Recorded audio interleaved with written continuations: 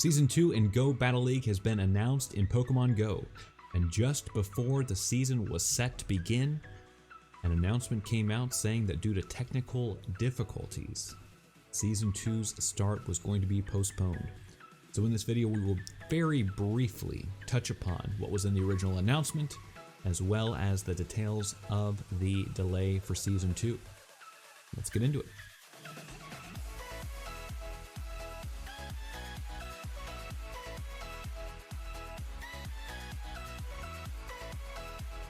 Welcome back to the channel, trainers. My name is Oro Chris. I am your catching coach. As I was sitting down to make this video, all excited about the details of Season 2 in the Go Battle League, tweet came across my notifications. Trainers, we've identified a technical issue that needs to be addressed before we transition to Season 2 of Go Battle League. Due to this, we are delaying the start of Season 2. We will share more details on our official channels soon. Thanks for your patience and understanding. Now, in the original tweet postponing the start of Season 2, it actually said something along the lines of postponing or delaying until next week. That tweet, however, was very quickly deleted. It was hoped by the player base, by those enthusiastic battlers, that meant they thought potentially that they could fix these technical issues sooner than next week. However, we take a look at the current season details. We can see in Go Battle League that the current season ends in 9 days, 16 hours.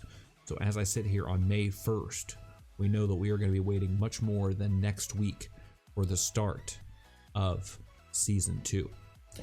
And when I originally sat down to make this cancellation news video, I thought maybe I'll still cover some of the details around the proposed Move Rebalance. And I was going to make use of the holy grail, in my opinion, of simulation software, applications, websites, whatever you want to call it, that being PvPoke, and it appears that PvPoke.com has reverted the changes regarding these moves. So between the time of recording this video and the editing, I came across this tweet from PvPoke.com. The move change didn't kick in at the normal update time, so I'm guessing they'll coincide with Season 2 at the end of the next week. I'm going to roll the changes back so you can prepare for tournaments and battles in the meantime. And that's what I was just getting into with regard to not being able to do some of the simulations regarding these new move rebalances with PvPoke.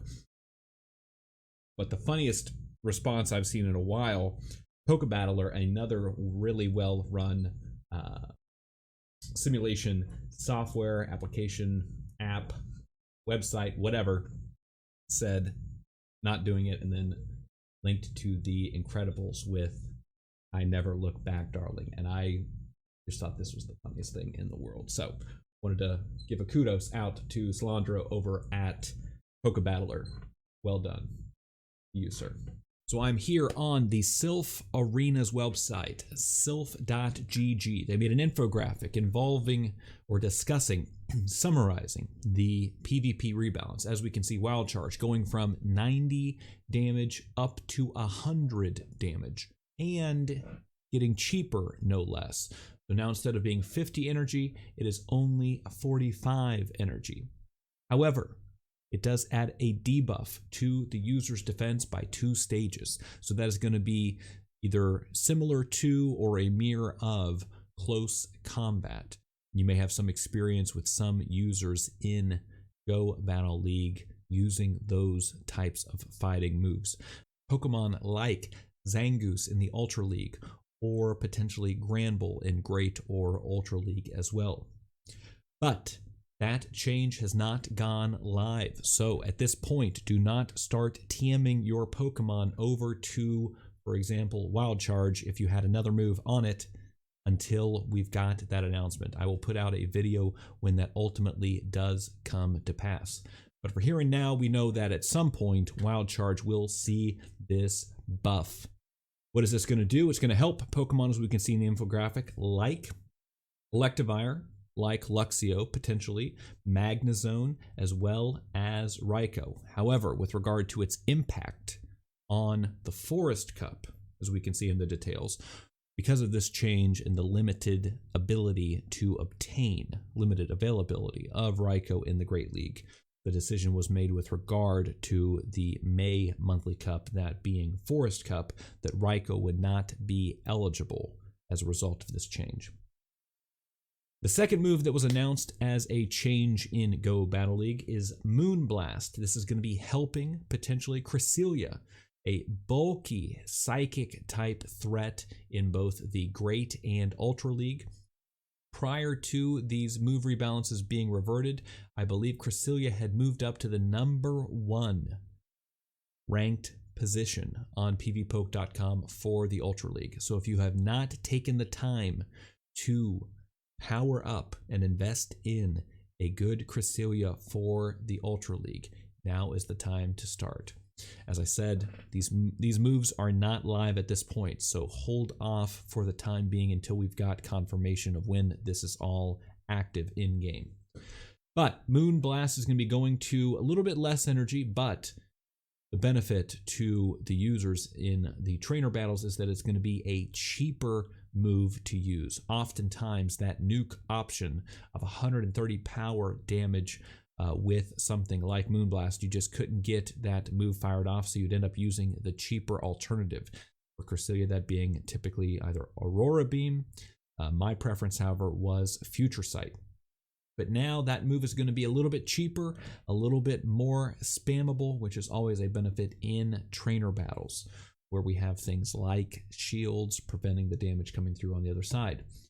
And we're going to be seeing a 30% chance to lower the opponent's attack by 1 stage. So 30% chance to get a little bit less damage with a Pokemon as bulky as Cresselia in the Ultra League. That is going to be a huge, huge help to that Pokemon.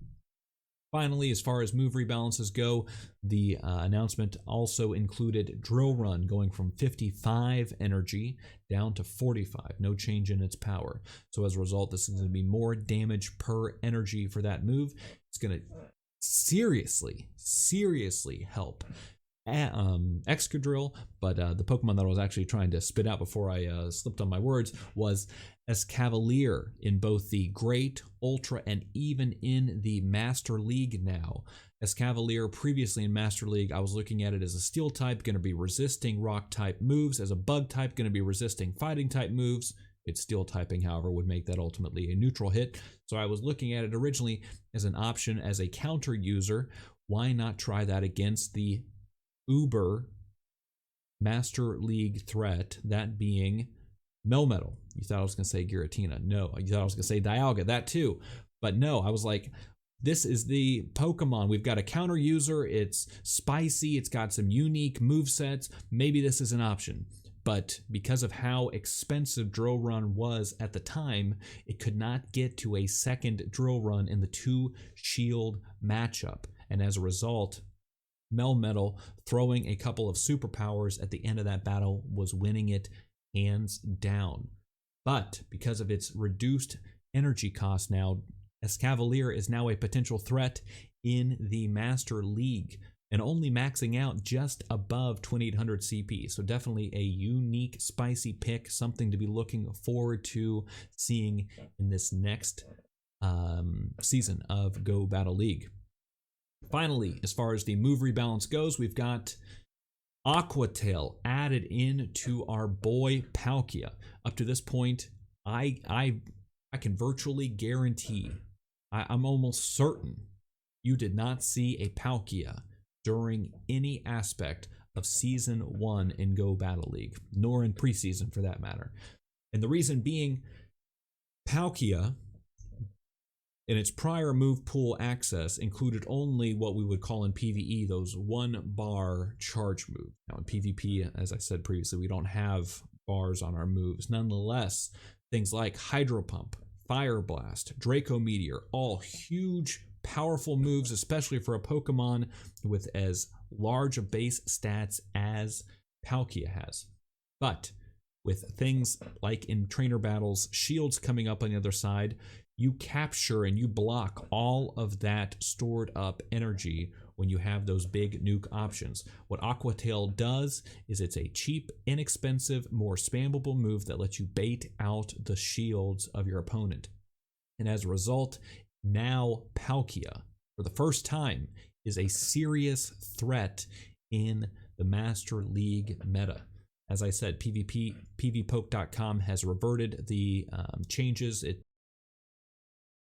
PvPoke.com had reverted the changes, and that is reflected in their current rankings. So if you look for Palkia, for example, not going to be number 2 or wherever it was following the changes to or the addition of Aquatail into its move pool. But if you want to look at specifically how some of these move rebalances with regard to the move effectiveness, things like Drill Run being a cheaper move for things like that, how it's going to affect Escavalier in a matchup against Melmetal, for example. PvPoke did tweet out that you can look for those specific moves. Just go into the move selection, select custom, and then you're going to select Wild Charge space updated, and that'll give that Pokemon, for example, the updated stats for Wild Charge. All right. Though the changed move sets are not included in their current simulations, but when I took a peek before that reversion back to the what is now the current stats, the old the unannounced things, what they were before, Palkia was in like the top 50, I think, as far as Master League. With the changes, with the proposed addition of Aquatail, it moved up to the number 2 spot in Master League, which is just insane.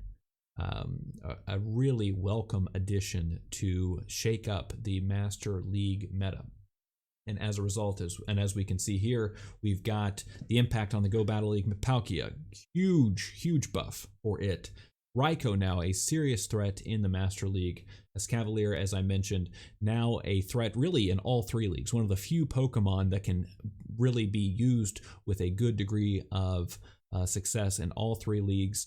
In Great League, you've got Registeel, Pervasive, Bastiodon, you've got Deoxys Defense Form, and with access to counter to hit those steel types, and with access to Mega Horn to really put the hurt on something like a psychic type like Deoxys Defense, it is looking really solid in the Great League. It's looking awesome in the Ultra League, and it also has a real nice place potentially in the Master League. I am excited to test it out to see if it can stand up with those legendary big boys up in the Master League. And then finally, of course, Alolan Raichu getting that buff with Wild Charge. Previously, for Raichu, Thunder Punch was what you always wanted to run as far as one of your charge moves to bait out those shields, and then you could either run Wild Charge, Psychic with its recent buff, or potentially even Grass Knot for the counter coverage against those ground type attackers. But here, with the buff to Wild Charge now, that's going to be a much tougher choice to argue for something like Psychic or Grass Knot. So those are the details for the Move Rebalance. As far as the details about Go Battle League, until we have more information on when that's all going to start, I'm going to postpone any additional discussion on what Season 2 of Go Battle League has in store for us. I think it's just going to be more timely once we've got more information about one, what the technical difficulties were, and 2, talking about these changed moves once they're actually live and what effect it's going to have on the meta. It's going to be more helpful when the simulations actually include those changes. If you're interested in Go Battle League in Pokemon Go, basically anything Pokemon or PvP related, be sure to subscribe. And as always, happy catching.